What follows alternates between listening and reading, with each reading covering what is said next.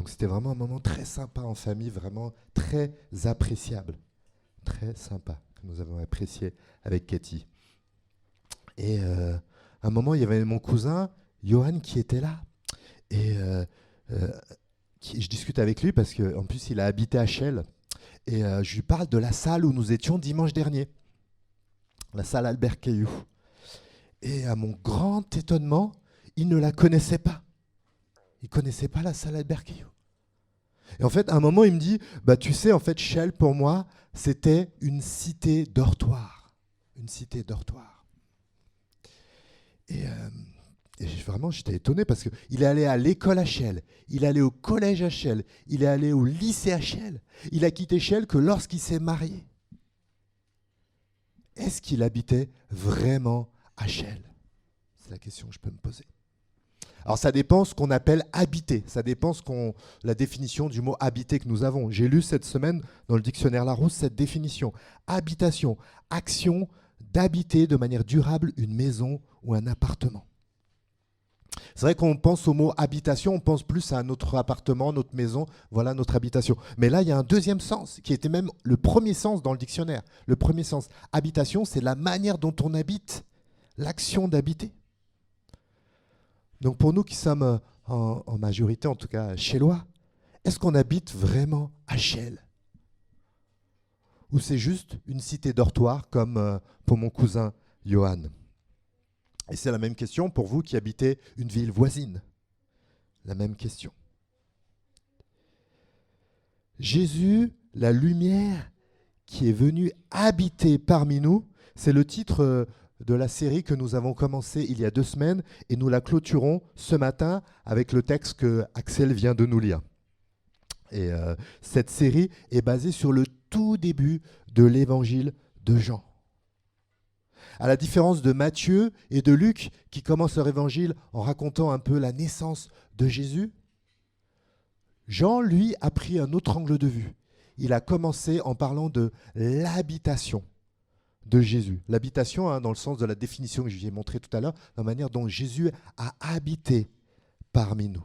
Jésus est venu pour habiter parmi nous. Et c'est une habitation qui est vraiment unique. On a vu déjà il y a 2 semaines que c'est comme une nouvelle création. Donc cette habitation, quand Jésus est venu, c'était comme le tout début, un tout nouveau début pour l'humanité. Et on a vu aussi la semaine dernière avec Loïc que cette habitation, quand Jésus vient habiter dans nos cœurs personnellement, on a le privilège de devenir enfant de Dieu.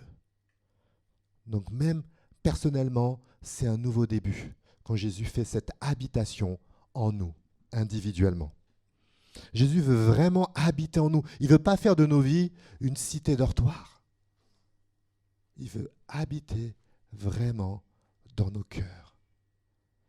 Et on va voir ce matin que c'est une habitation unique, une habitation bienfaisante et une habitation transformatrice.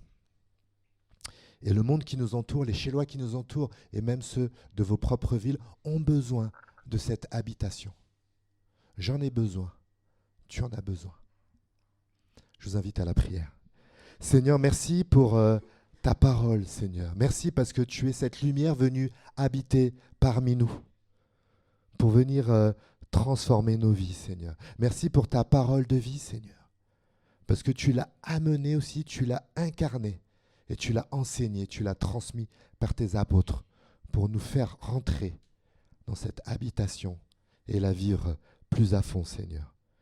Que ton esprit nous accompagne, Seigneur, et vienne nous rencontrer là où nous en sommes aujourd'hui pour nous amener encore plus loin, pour commencer cette nouvelle année sur une nouvelle dynamique, Seigneur. Amen. Jésus, la lumière qui est venue habiter parmi nous. Donc regardons, on est dans Jean chapitre 1, donc versets 14 et 18, comme a dit Axel, au verset 14. Celui qui est la parole est devenu homme et il a vécu parmi nous. Donc on ne va pas s'attarder, mais sur le verset 1 qu'on avait vu il y a 2 semaines. Au commencement était la parole était avec Dieu, la parole était Dieu. Donc quand on parle de la parole ici, on parle de Jésus, qui est Dieu. Et on rajoute qu'il est devenu homme et il a vécu parmi nous. Il est venu habiter parmi nous. Je ne sais pas quelle version vous avez. Jésus est venu habiter parmi nous. Les spécialistes de la Bible diraient que le meilleur terme, ce serait Jésus est venu tabernacler parmi nous. C'est bizarre cette expression. Tabernacler parmi nous. Qu'est-ce que ça veut pouvoir dire? En fait, le mot tabernacle veut dire dans la Bible demeure. C'est une demeure, une demeure. En fait, si on voit l'histoire du peuple de Dieu dans l'Ancien Testament, à un moment est apparu le tabernacle. Le tabernacle. En fait, c'était comme ça que Dieu manifestait sa présence au milieu du peuple. C'était comme une grande tente. Et ça symbolisait aux yeux du peuple de Dieu la présence de Dieu. Et ce qui était fort, cette nouvelle étape, c'est que le peuple se déplaçait dans le désert et on voyait cette présence de Dieu qui accompagnait le peuple. C'est un message fort. Dieu est présent, est venu habiter parmi son peuple. Dieu a dit explicitement à Moïse, « Le peuple me fabriquera un sanctuaire pour que j'habite au milieu de lui. Je te montrerai le modèle du tabernacle. » Cette tente pour montrer que Dieu habite au milieu de son peuple. Même dans le désert, Dieu est présent au milieu de son peuple. Et juste quelques précisions sur cette temple, sur ce tabernacle, qu'on voit le livre d'Exode, c'est que le tabernacle restait tout le temps allumé, la lampe était tout le temps allumée. Parce que la lumière allumée, ça caractérise une présence. C'est vrai. Quand je rentre chez moi et je vois la lumière allumée, je sais que ma chère Cathy est là. La lumière symbolise une présence. Et autre chose sur ce tabernacle, au centre du tabernacle, il y avait un coffre, l'arche de l'Alliance. C'est Dieu qui l'a voulu ainsi, où il y avait 2 anges qui étaient représentés, des anges. Ce n'était pas Dieu qui était représenté, Dieu est invisible, c'était des anges. Des anges. Et dans ce coffre, il y avait les 10 commandements. La parole de Dieu, comme si Dieu manifeste sa présence par sa parole. Sa parole. Le coffre aussi, on pouvait voir, était recouvert d'un voile. On a dit Dieu est invisible, on ne peut pas le voir. Dieu n'est pas appelé à être vu, mais à être connu par sa parole. Le tabernacle, la présence de Dieu. Un dernier point sur ce tabernacle, sur la présence de Dieu, c'est à la fin du livre d'Exode où il est écrit « La nuée enveloppa la tente de la rencontre et la gloire de l'Éternel remplit le tabernacle. » La présence glorieuse de Dieu au milieu de son peuple. Dieu habitait au milieu de son peuple. Alors, juste une précision quand même, il y avait comme une zone un peu interdite. On n'a pas le temps de regarder en détail le livre d'Exode, mais autour du tabernacle, de cette tente, il y avait une zone un peu interdite, un certain confinement un peu tout autour. Ça faisait penser un peu à cette semaine où à Lyon, il y a eu une explosion dans une industrie de chimie et autour de cette industrie, il y a eu une zone de confinement pendant un certain temps. C'était un peu comme vous vous rappelez que la sainteté du tabernacle était menacée de contamination par le peuple de Dieu, les Israélites, qui étaient pécheurs et qui vivaient aux alentours. La gloire de Dieu. Et qu'est-ce que nous dit Jean dans son évangile? Nous avons contemplé sa gloire, la gloire du Fils unique envoyé par son Père. Jean est en train de nous dire que les croyants ont maintenant accès à la gloire de Dieu par la présence du Fils.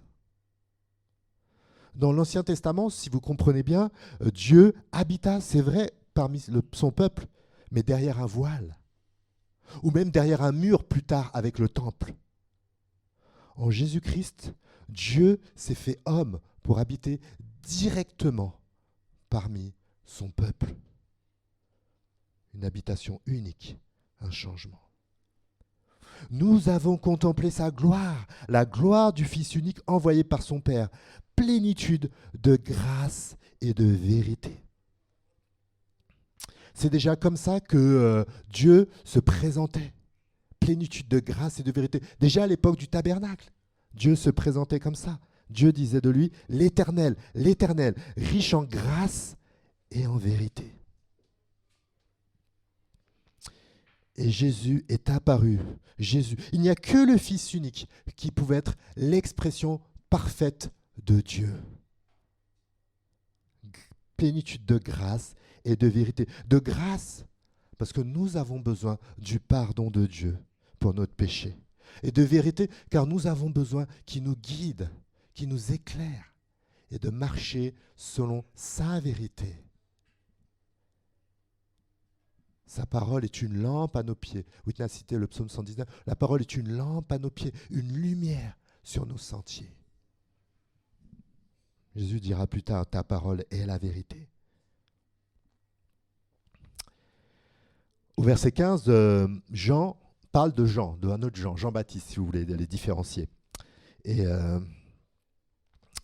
on voit Jean-Baptiste, on avait entendu parler de lui dimanche dernier avec Loïc, au verset 6, où il avait écrit « Un homme parut, envoyé par Dieu. Il s'appelait Jean. Il vint pour être un témoin de la lumière, afin que tous les hommes croient par lui.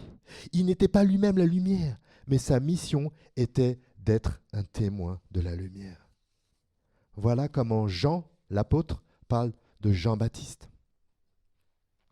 Il n'était pas la lumière. Ce n'était pas lui la gloire du Fils unique. Et Jean lui-même le sait, hein, ce n'est pas juste Jean qui dénigre l'autre Jean. Jean lui-même le sait, regardez au verset 15. Jean, son témoin, a proclamé publiquement « Voici celui dont je vous ai parlé lorsque j'ai dit « Celui qui vient après moi m'a précédé, car il existait déjà avant moi. » Jean sait très bien ce qu'il en est. Quand il dit il existait avant moi, il sait qu'il est né avant. On a vu avec le sac de marionnettes la semaine dernière d'Anne-Marie, Jean est né avant Jésus. Mais il sait que c'est avant cette naissance terrestre, avant même le début du ministère de Jean qui a commencé avant Jésus. Avant cela, il savait que Jésus était bien plus grand que lui. Et Jean, on peut le voir dans la suite du chapitre 1, qu'il le dit même à ceux qui le suivent. Jean ne cherche pas de fan club. Il ne veut être le gourou de personne. C'est Jésus, le Dieu, le Fils unique, la gloire, plénitude de grâce et de vérité. Et c'est lui qui vient habiter parmi nous.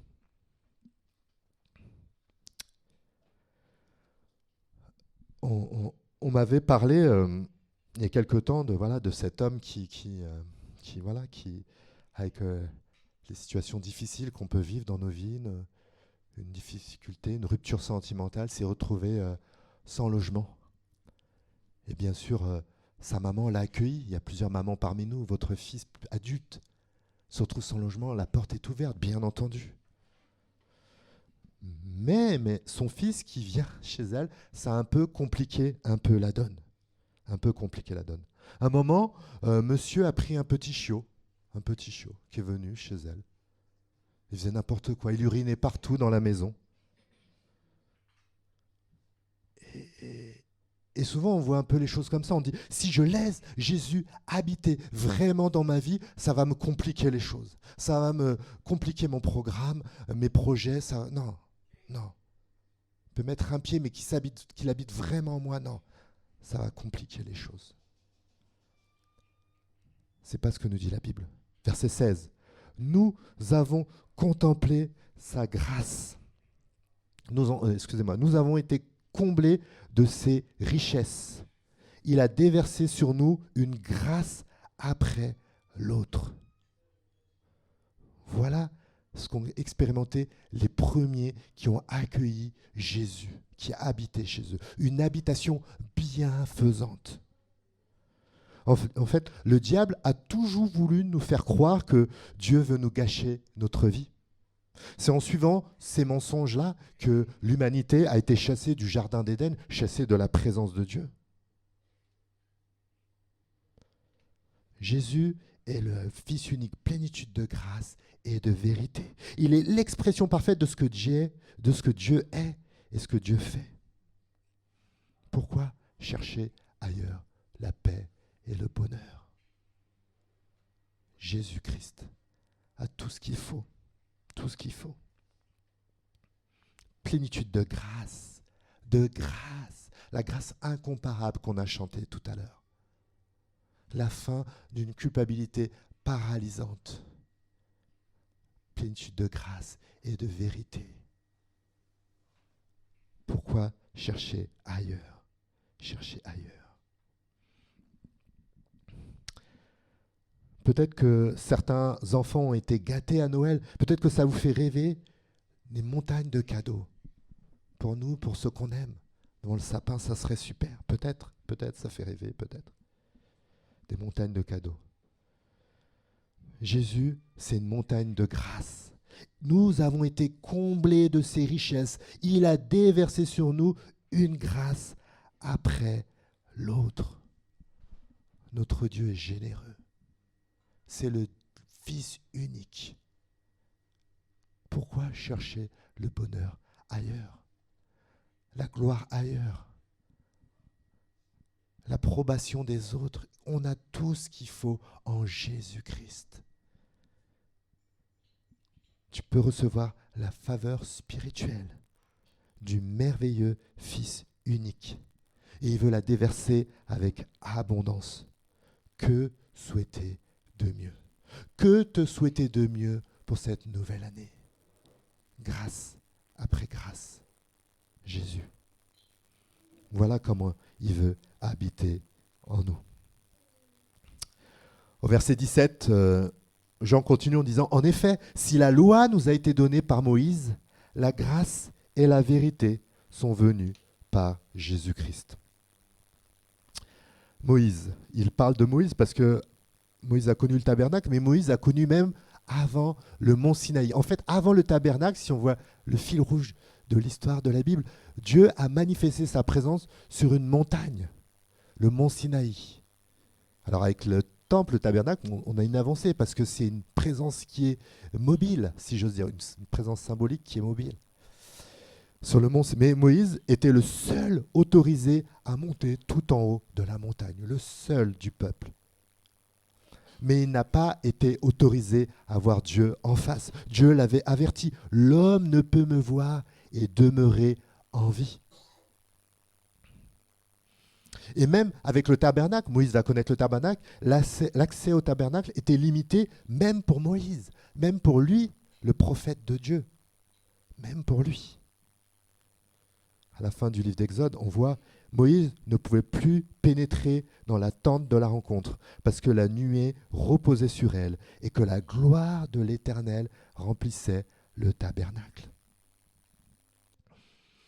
Moïse, un peu comme Jean, a pu pointer vers la gloire de Dieu, vers la grâce et la vérité.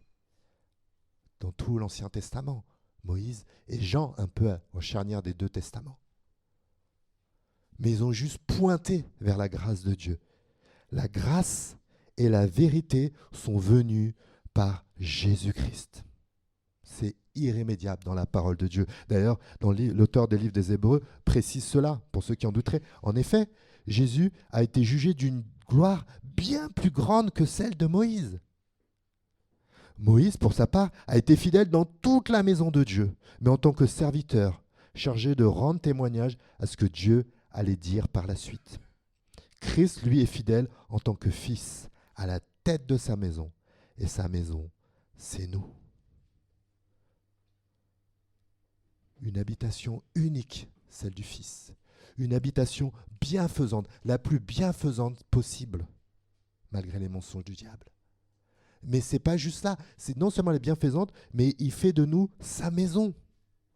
Sa maison, il nous transforme. Il nous transforme. Comment se fait-ce? Comment? On voit ça avec le verset 18. Personne n'a jamais vu Dieu. Dieu, le Fils unique qui vit dans l'intimité du Père, nous l'a révélé. Oui, déjà Dieu, avec l'Ancien Testament, avec le voile qui était dans le temple, dans le tabernacle, nous montrait qu'il était invisible aux êtres humains. Seul Jésus, le Fils unique qui vit dans l'intimité du Père, Jésus, Dieu le Fils, a vu le Père et le connaît sans limite. Et plus tard, dans l'évangile de Jean, Jésus le précisera, personne n'a jamais vu le Père, oui, c'est vrai, sauf celui qui est venu d'auprès de Dieu. Lui, il a vu le Père. Nous sommes trop pécheurs par nature pour voir Dieu. Seul Jésus, 100% homme et 100% Dieu, a pu le voir face à face. Et nous ne pouvons connaître Dieu que par le Fils qui nous l'a révélé. Et nos chers amis musulmans ne seront absolument pas d'accord avec nous, mais Jésus n'est pas un prophète comme Jean ou comme Moïse. Même Jean et Moïse l'ont reconnu. Jean l'a dit explicitement. Et la parole le dit explicitement. Jésus n'est pas un prophète comme Jean et Moïse. Il est le Dieu, le Fils unique, qui vit dans l'intimité du Père et qui nous révèle le Père. Jésus a révélé son Père, le Père, par sa parole et par son œuvre. Par sa parole et par son œuvre. Et tout particulièrement son œuvre à la croix. À la croix, Jésus a payé pour nous. Il a payé la condamnation de notre péché à notre place. Plénitude de grâce. Le centre de l'évangile. C'est pour ça que Jésus est devenu un homme. Ce n'est pas pour vivre une expérience nouvelle pour lui pendant une trentaine d'années. Non, c'est pour mourir à ta place, à ma place. Cette contamination autour du tabernacle, parce que les Israélites étaient des pécheurs. Nous sommes de la même nature qu'eux. Et Jésus a payé pour cela. Plénitude de grâce et de vérité. Et quand on croit en ce message, on a le privilège, comme on a vu dans le verset 12 et 13 la semaine dernière avec Loïc, de devenir enfant de Dieu. Et comme le dit le texte d'Hébreux tout à l'heure, et tellement d'autres textes du Nouveau Testament, ceux qui sont enfants de Dieu forment la maison de Dieu. L'habitation de Dieu. Nous sommes la maison de Dieu. Et je n'oserais pas le dire si la parole de Dieu ne le disait pas à tant de versets. Nous sommes la maison de Dieu parce que Jésus demeure en nous par le Saint-Esprit qui habite personnellement en nous. Et il vient pour habiter en nous.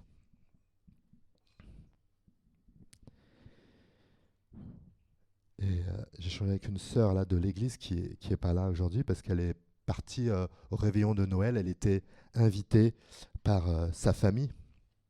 Et peut-être d'autres parmi nous, je sais que d'autres parmi nous ont été invités par de la famille pour le réveillon de Noël. Et c'est sympa. Et vous avez sûrement été bien accueillis, chaleureusement accueillis. Vous avez dormi sur place, vous avez été bien accueillis, c'est super. Mais même si vous avez été bien accueillis, il y avait des endroits où vous n'avez pas le droit d'aller. La chambre personnelle de votre hôte, vous n'y êtes pas allé. Même s'ils vous ont bien accueilli, parce que vous n'avez pas le droit, vous étiez un invité de Noël, un cher invité de Noël, mais vous n'habitiez pas là. Vous étiez un invité de Noël. Et Jésus ne veut pas être un invité de Noël dans nos vies. Il veut habiter chez nous. Il veut pouvoir rentrer dans toutes les pièces. Toutes les pièces. Jésus veut habiter vraiment nos relations. Jésus veut habiter vraiment nos corps. Jésus veut habiter vraiment nos projets personnels, nos priorités. J'aime pas trop cette blague où des fois des gens disent « Moi je me suis converti, mais mon portefeuille pas encore. » Jésus veut habiter tes finances, vraiment. N'aie pas peur, ne crois pas aux mensonges du diable, n'aie pas peur, aie confiance. Quand Jésus vient habiter chez toi, c'est toujours revêtu de cette plénitude de grâce et de vérité.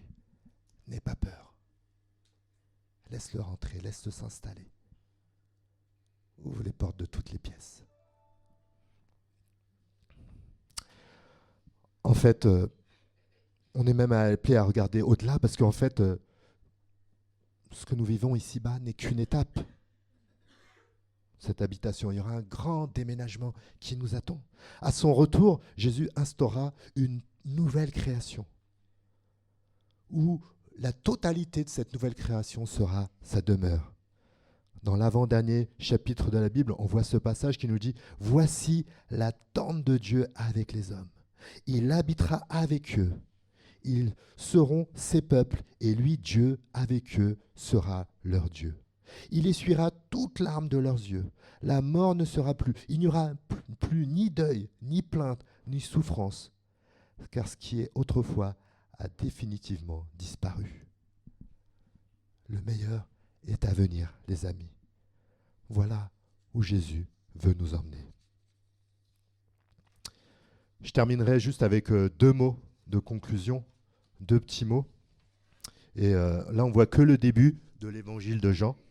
On verra plus tard si, Dieu voulant, on verra plus tard dans l'année, si on verra la suite. Mais ce qui est intéressant quand on lit un livre de la Bible, ce qui est très important, même plus qu'intéressant, c'est de pouvoir être à l'écoute de la raison pourquoi Dieu a inspiré ce livre. Chaque livre que Dieu a inspiré dans sa parole.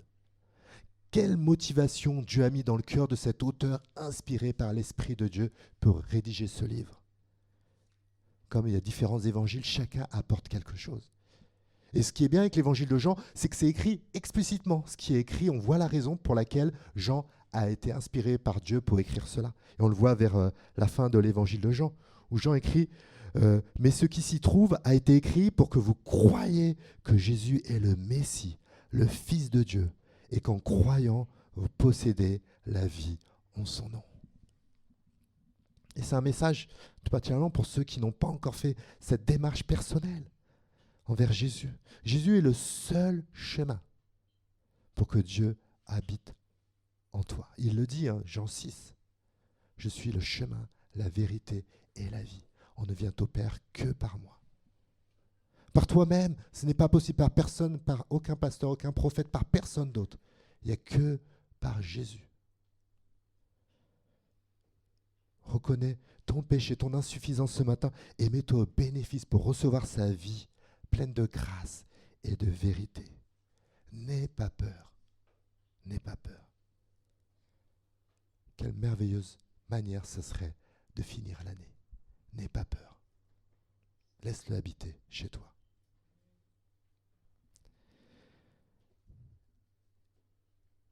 1 Jean 4,12. Dieu, personne ne l'a jamais vu. Mais si nous nous aimons les uns les autres, Dieu demeure en nous. Et son amour se manifeste pleinement parmi nous.